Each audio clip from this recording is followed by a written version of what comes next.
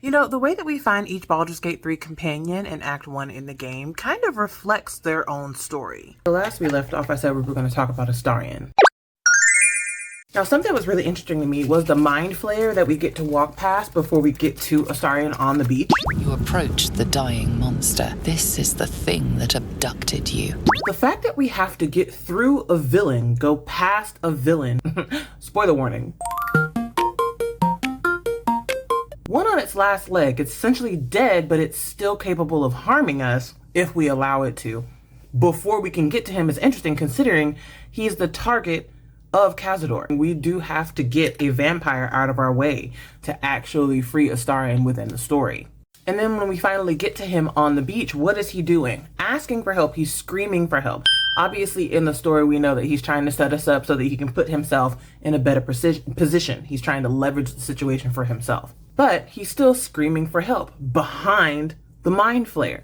Much like even though we don't see him asking for help openly for a while, he does have to ask for help when it comes to taking care of Cazador. Once we get past the mind flare and we get to Astarion, we then have the knife incident where he comes at you with a knife, attempting yet again to overpower you in the situation, put himself above you. He wants that advantage. Once your tadpoles do their cute little high five and he recognizes that you're not the external threat you could have been. They took you too. I saw it during whatever just happened. He kind of settles into the situation and decides that he can work with you instead because that works to his advantage, not because he can just see that you're a really cool guy.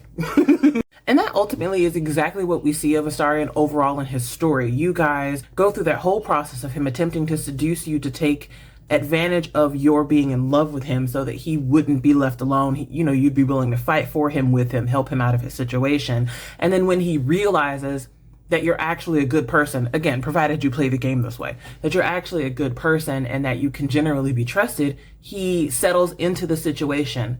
He apologizes and you guys can move on. Can you hear my neighbor's dog? He's so loud.